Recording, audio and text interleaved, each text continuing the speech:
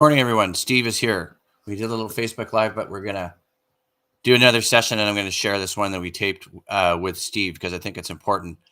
Thanks for doing this, Steve. How are you? Sorry, I'm late. That's okay. I'll get The up. All newspaper good. always keeps us busy. Yeah, no kidding, man. No kidding. Like we were saying before we started, saw you at the Lions end of season presser on Monday. Great article in the province on Tuesday. Have a lot of my own insights to share on maybe another show about that Lions presser. Obviously, really disappointing. Grey Cup here next weekend. Lions aren't in it, but let's get into some exciting stuff with the Vancouver Giants because this team, when the research and reading that I've been doing, is off to a great start at 9-4-2, heading into a critical 2-game set, I guess you could call it, early in the season with the Prince George Cougars. I think it's a pretty telling 2-game set. I think Prince George is one of the better teams in this league, or should be one of the better teams in this league. And Vancouver, despite missing some key guys, is going to go up there and we'll have a better idea of kind of exactly where they're at. This is a team that if you're going to win something in the playoffs, that you're going to have to beat. So we're going to learn a lot more about the Giants coming out of this weekend. Yeah, I mean, one of the things that stands out for me, just going to swap the screen around so we can see it. Like you'd have to be, I mean, I don't want to say living under a rock, but obviously the play of Cameron Schmidt is something that's lighting up the league. I've seen some highlights. I've got some stats on him. We can talk about those. And Cameron is just on fire. He's been superb. He's taken his game to a whole other step. And I think one of the things that you're seeing is he's playing in a lot of critical moments. He's not just scoring goals, but he's getting a chance to play defense and penalty kill and things like that.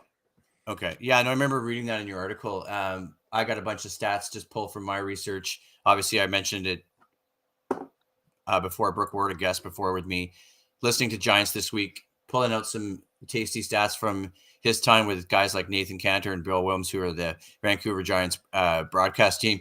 A couple things I saw: the hat trick for Schmidt against the Warriors last week, 17 goals in 15 games, 18 and 14 last year. Schmidt's, the record, like Ty Ronning's record, 61 goals for the Giants in 2017, 2018 as a 20-year-old. Yes. Does a guy like Schmidt, I mean, obviously there's a lot of the season left, have an opportunity to break that record? You think so? You think with the way the power play is at 30-something%, which would be a team record if it stands up. I think 32% last time I looked.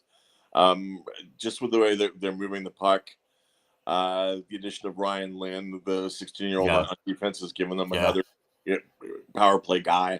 Yeah. I think they're exciting. I think teams are going to focus on him more and more. I think that's going to be the challenge, obviously, and teams are going to try and really be hard on him. So he's going to have to adapt to how teams are adapting to him.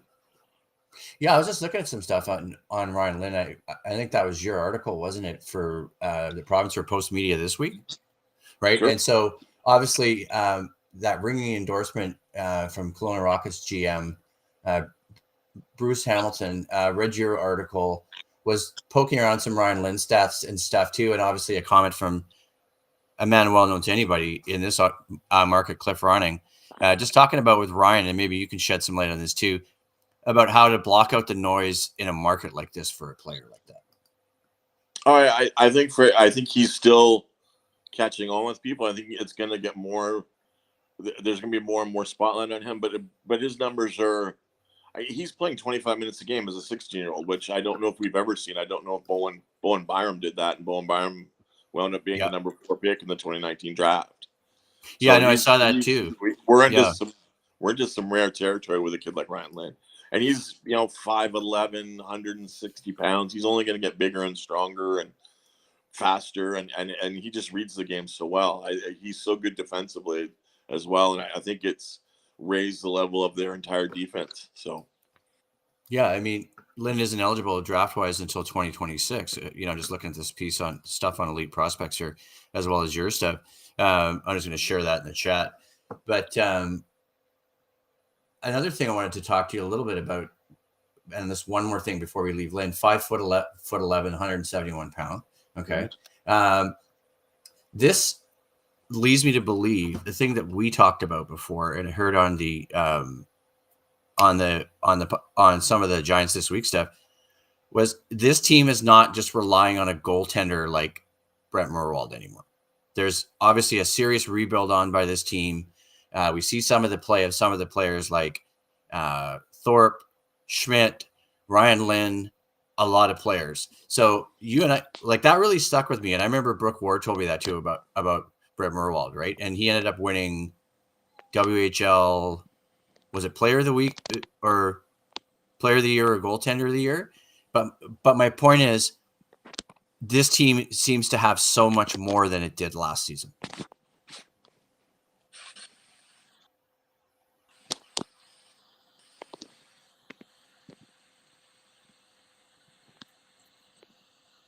See if I can get you back here.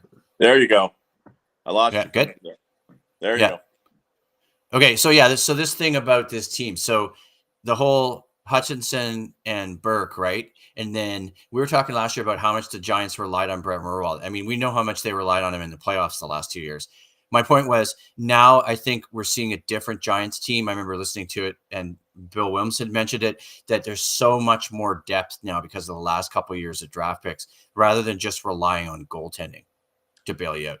I think that's part of it. I think as a group, I think they checked better. I think there was a real – I think losing in that series to Everett in the playoffs last year really taught the entire group that you need to be a hardworking team and you need to be good in your own zone. And I think across the board, I think we've seen guys with a greater commitment to defense. And I think I think the coaching staff has really talked about that as well and seen, that this is – you're going to have to get through a team like Everett to win a round or to win 2 rounds. So I think there's a greater focus on defense as well. I mean, there's more talent there, and Schmidt's a year older, and up and down the lineup guys are older and just have experience. So I think this is a more talented group, but it's also a more focused group. Interesting too, because one of the things I found about Hutchinson or Matthew Hutchinson and Burke Hood was they're basically the same goalie, like 6'3", 192, 6'3", 190. So it's not like there's one guy who's a big goalie in there who's, plays a certain way versus another goalie, right? It's like you got 2 guys basically identical height and weight, if that makes any difference. And I haven't seen their styles because I haven't been to a game this year, but very similar sort of body type, it sounds like. I don't know if that's a factor. One of the things I dug up too was Hutchinson and Burke. Hutchinson with 9 games, Burke with 8 games. Mm-hmm. So pretty even. Not like they're like heavily relying on one goalie. What are your thoughts on that?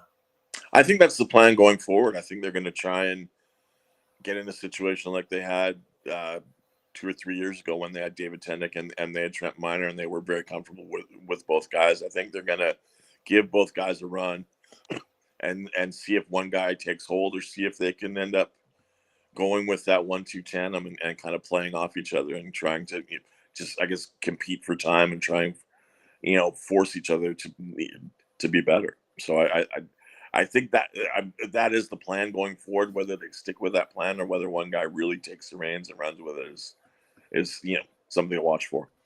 Yeah, I think that's an interesting storyline, right? Because I don't want to keep going back to Brett Murwald, but we talked a lot about how much they relied on him, right? And good that you had that insight about. Yeah, they're not giving up the quality of shots they were giving up last year.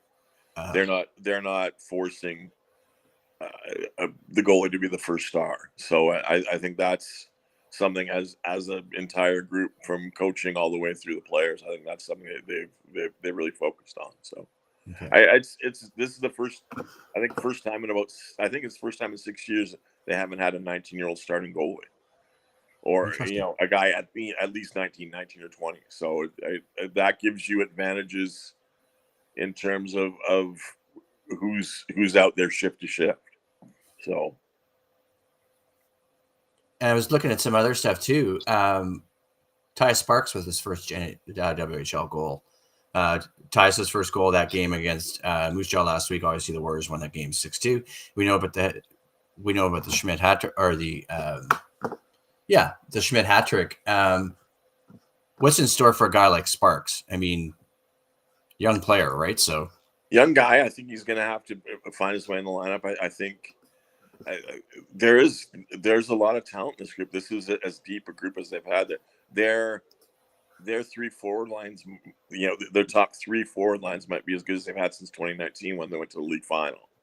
Wow. So it's there's going to be challenges for young guys and finding space in the lineup, and that's going to be on the coaching staff is to divide up the ice time. And I part of the deal with the WHL is you always have to be trying to move the story forward. So trying to win this year, but also set up guys for future years. So that's something to see what they do with Sparks. Do they get him in and out of the lineup? Do they play him with guys like Schmidt so he gets a chance to see what the real high end's like and what the top level's like? That's something their coaching staff's got to figure out.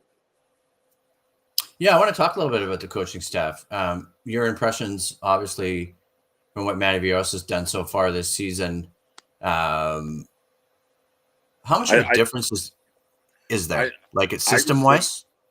I just think style-wise, I think there's more focus on defense and more focus on checking, and I think they're playing more connected, which is a credit to Manny, which is also a credit to the guys getting older and figuring out how this league is working. And you can't freewheel as much as maybe as guys were used to in minor hockey. So I think you're seeing guys kind of get used to it. Right. Okay. A couple more things for you. This back-to-backer in Prince George this weekend against the Cougars. Mm-hmm. We talked a little bit about, you said serious implications potentially for a playoff, but it's a little early. I just think it's going to tell us how good this team is and things it needs. And keep in mind, with a guy like Lynn, you're missing 25 minutes a night. This is a way better team with Ryan Lynn in the lineup, and it's going to give other guys a chance to kind of step up. So yeah, these are the kind of teams that if you're going to win in the playoffs, these are the kind of teams you have to beat. So it's a great early. What we 15 games in? It's a great early gauge. Okay, great early gauge, and then next week back at the LEC to play the Kamloops Blazers. What's happening on the Kamloops side this year? Haven't really. They're young. They're still recovering from their Memorial Cup year in terms of traded out a lot of younger guys to be older and make a run. I think they did a way better job at recouping trade wise than I thought they could. So I kudos to them for that. They've got some good young pieces. I don't know. Vancouver's further along in its cycle than a team like Kamloops would be. This is to get where Vancouver needs to go. They need to have a winning series against a team like Kamloops. You need to win 8 or 10 games. You need to come out on the winning end. Those are games that should be winnable for the Giants. Yeah, and I remember with Kamloops at that playoff game in 2022, and looking at Schmidt and talking about small statured players, and then Logan Stankoven's name came up. And remember, Stankoven was playing for Dallas last year, even when the Dallas Stars made it to the conference final. And I remember thinking got a lot of time, man. Right, and just thinking that you mentioning that made me go, "That's right," because I saw Kamloops and Stankoven in 2022. Look at where Kamloops was then. Look at where they are now. I have that memory of watching the Blazers in that playoff series where they were really outplaying the Giants, right? And now that you mentioned how Kamloops has gone and where the Giants are sort of 2.5 years later, kind of makes sense, right? Within a cycle like that to see where Kamloops is. But good to talk to you as always, Steve. Thanks for doing this. Thanks so much, Let's wrap it up here, and we'll talk to everyone soon.